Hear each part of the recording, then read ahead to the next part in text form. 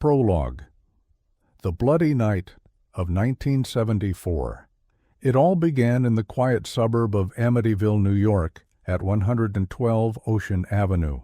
The Dutch colonial-style house with large eye-shaped windows looked like a typical American dream dwelling. The DeFeo family lived here, John and Louise DeFeo, their oldest son Ronald, known as Butch, two younger sons, John and Mark, and two daughters, Dawn and Allison. The family seemed prosperous, but the facade hid problems. Ronald Jr. used drugs, quarreled with his father, and had a temper. On the night of November 13th, 1974, around 3:15 a.m., 23-year-old Ronald DeFeo took a .35 caliber Marlin rifle and methodically killed all 6 members of his family. He first shot his parents in their bedroom, his father with 2 shots in the back, his mother with 1 in the head. He then moved on to the siblings' rooms, shooting each in the head or chest. All the victims were found lying face down in their beds, as if they had not even woken up. Strangely, the neighbors didn't hear the shots, even though the rifle was a loud weapon and no trace of a silencer was found in the house. In the morning, Ronald ran out of the house, rushed to a local bar and screamed, "Someone has killed my family." Police arrived on the scene and discovered the gruesome scene. At first, DeFeo tried to convince everyone that it was a mob hit because of his father's debts, but soon his story began to fall apart. When questioned, he admitted, "Once I started, I couldn't stop. It was so fast." He later added that he heard voices in the house ordering him to kill. The judge didn't believe the voices version, and DeFeo received 6 life sentences in 1975. But this tragedy was only the beginning of a legend. New chapter. The Lutz family. A year after the murders, the house was put up for sale at a throwaway price of $80,000, which was incredibly cheap for such a large mansion.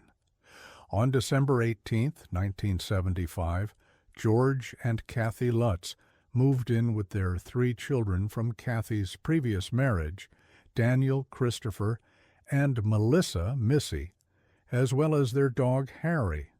The Lutzes knew about the house's past, but didn't believe the rumors of a curse.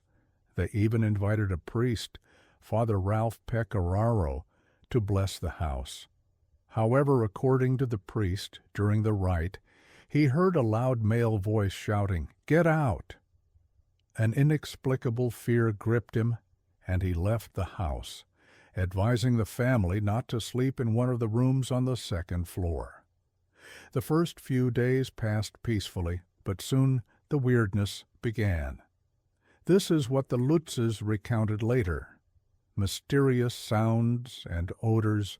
George often heard footsteps, slamming doors, and the sound of marching feet, as if there was a whole crowd in the house. Once he went down to the living room at night and found the windows wide open, though he remembered exactly closing them. Kathy noticed a pungent odor of decay or perfume that came and went for no reason, waking up at 3:15. Every night George would wake up at exactly 3:15 a.m., the time DeFeo was later found to have committed the murders. He felt exhausted, as if something was draining his energy. Katie also began waking up at this time, claiming to have seen the murders in her dreams, though she didn't know the exact details. Eerie visions. Missy, the youngest daughter, began talking about a friend named Jody, a girl with burning red eyes who supposedly lived in her room. Katie once saw an old woman with a wrinkled face in the mirror, and a moment later the reflection disappeared. George once looked at Kathy and swore that her face became the old woman's face for a second. He even recoiled in horror. Physical manifestations. The family found a black, sticky substance oozing from walls and keyholes. The temperature in the rooms was plummeting, especially in the basement where George discovered a small room with red walls not listed on the house plan. Harry's dog growled at this room and refused to go in there. The climax! During the last days of the Lutz's stay, the apparitions intensified. George saw the lion statue in the living room move on its own. Kathy claimed she was hugged by an invisible force, leaving red marks on her skin. One night, George was awakened by Missy's screams and saw the window in her room slam shut with such force that it nearly crushed her fingers. That was the last straw. On January 14, 1976, 28 days later. The Lutzes dropped all their belongings and fled the house. Skeptics, however, point out the inconsistencies. DeFeo's lawyer, William Weber, later admitted that the Lutzes made up parts of the story with him over a bottle of wine to capitalize on the book and movie. Subsequent owners of the house, beginning with the Cromartie family in 1977, have not reported the same horrors, although some admitted to feeling uncomfortable. Pecораro's priest also changed his testimony, either confirming or denying the voice in the house. Amityville Legacy.